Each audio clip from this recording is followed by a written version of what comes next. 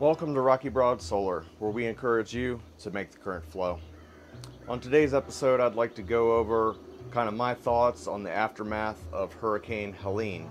For those of you that aren't aware, I live in the little town of Black Mountain, one of the hardest hit areas of the storm. I was very, very lucky to not have my personal home damaged. We went without water, without power. My little cabin in the mountains, I had a little carport that got crushed by a mudslide. But many of our neighbors did not have the same outcomes. And so I'm just so happy that my family and myself and my property did as well as they did. And I'm just so sad for all of my neighbors that had worse outcomes. But it really gave me a lot of time to reflect. I've always been someone that's been a little more of on the prepared side. So I think I was set up a little better than some people to deal with this. But to be honest, I sort of got out of those habits, and this one kind of caught me by surprise and really made me kind of reassess, what my priorities are. So I used to live in a little cabin in the mountains off of the Broad River, or some people call the Rocky Broad River, out on Highway 9. I had a little cabin just about 100 yards off the highway. I was lucky enough to have a fresh spring just boiling out of the rocks about 100 yards above my cabin, and it ran down not even 25 feet from my front door. And so when I lived there, I was very aware of how lucky I was with that fresh spring water, but in a way I sort of took it for granted. Recently, due to needing solid internet for work and having a daughter and a family, it just made sense. We needed to expand. It was just a 1-bedroom, 2-room cabin, and it really just wasn't set up for raising a daughter. So turns out about a year and a half ago, we decided to move closer to town, where I, purchased another fixer-upper, about 7 minutes outside of the town of Black Mountain. Both the cabin and this house were in drastic need of repair when I bought them. The cabin was in much worse shape when I bought it about 10 years ago. It was basically rotting from the ground up. Everything had to be redone. Completely gutted, all new plumbing, electrical, rotted wood, rotted roof, you name it, it had to be replaced. And I spent about 7 years of my evenings and weekends chipping away at that place to get it to a point where it was. By doing so, I was lucky enough to be able to have a dirt cheap mortgage, although I did sink every dollar that I ever earned over that 7-year period into fixing that cabin.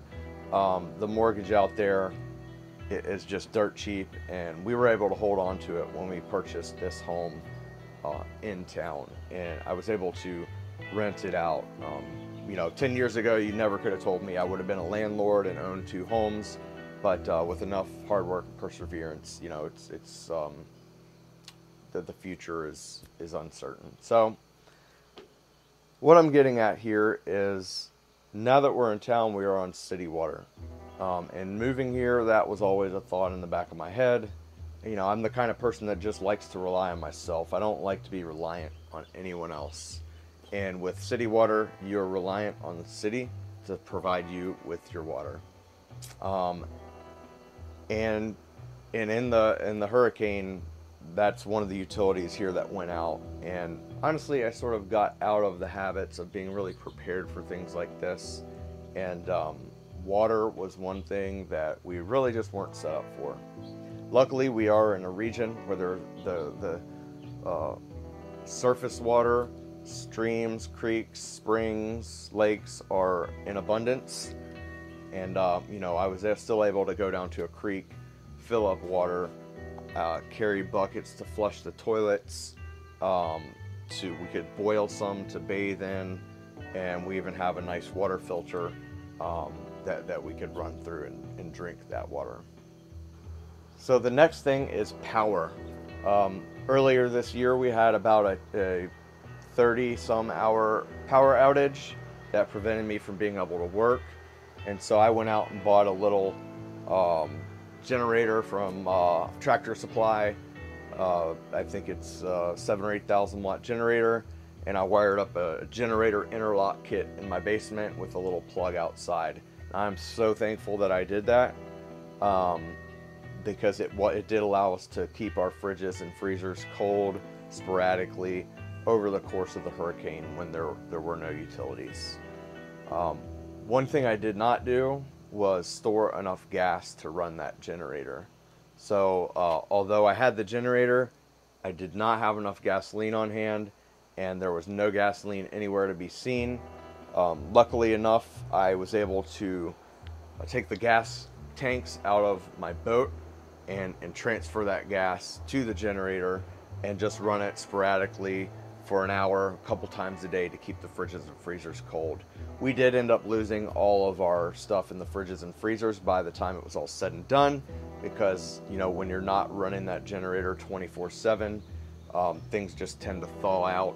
And after about 5 days, the food was no good. What was in the freezer, you know, was still good, but it was thawed. And we ended up giving a lot of that away because, frankly, you just can't eat that much food. And with no running water, there was no way to cook it and refrigerate it, and it was just a lost cause. And that's kind of what we saw throughout the region. Food was the last real issue. Everybody were eating like kings and queens because all the food that was spoiling just needed to be eaten or thrown away.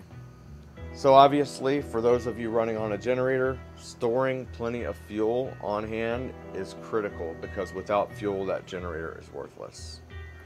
Lastly, hey, I've been in the solar industry for 13 years, maybe 14 at this point. At my last cabin, it was down in a ravine. It was heavily wooded. We just did not have enough sunshine to make financial sense to install solar there.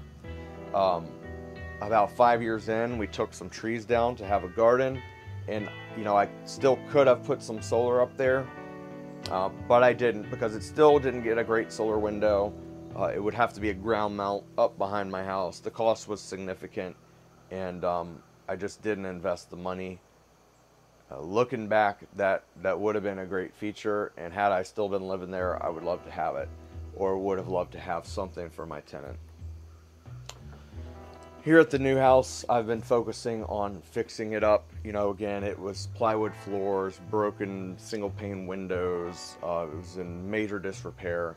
And so I've spent the last year and a half focusing on putting in a new kitchen, new hardwood floors, new doors and windows, a back porch, rewiring it with a 200 amp service, getting electric heating and air conditioning. A lot of things that obviously add value to a home for most people, and that make your lives more comfortable and enjoyable. But what I have failed to do was install a solar and battery backup system. Now, I bought myself a full pallet of solar panels almost a year ago from Signature Solar.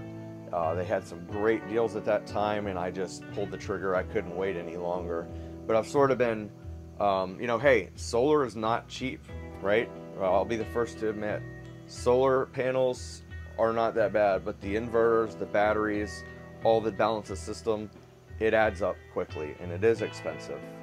And so it's something that's been on my list, but I had not prioritized. And therefore, when the power went out, I have a full pallet of solar panels sitting in my front yard, providing no value whatsoever.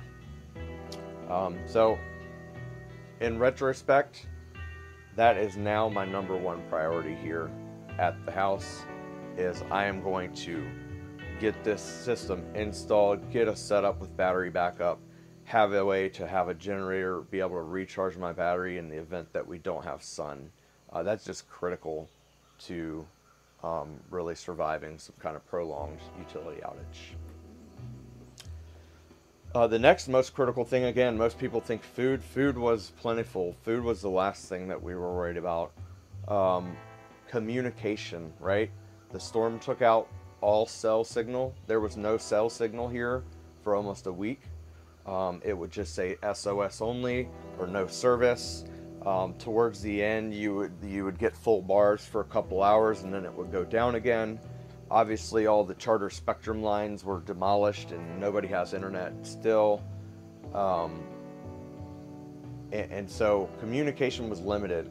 The day of the hurricane, or after the hurricane on Friday, the power was out. I was running my generator. There were a couple trees down blocking the road in either direction.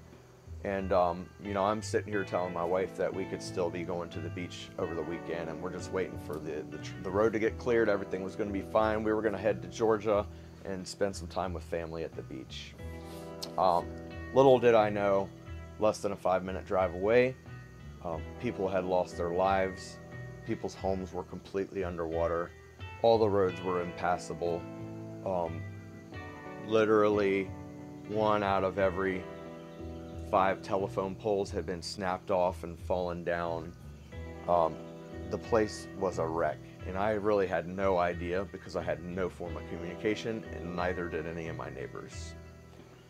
Now, by the time Saturday rolled around, citizens were going out and clearing trees out of the roads and just making it to where you could squeeze through all the wreckage. And I took a drive into town, and that's when I first realized that this was actually a pretty major event that happened. Until then, I just thought it was a normal storm and power outage. But I quickly realized upon driving through town, driving down near the interstate, and seeing the devastation, like what we were actually facing. And so yeah, communication is just key. Without a good form of communication, all you have is what your neighbors around you have. And for communication even to get 5 miles, it's probably traveled word of mouth through 10 different people. And by that time, you really can't rely. The stuff we were getting may have been exaggerated, it may have been underreported. So you really just can't rely on that old game of telephone.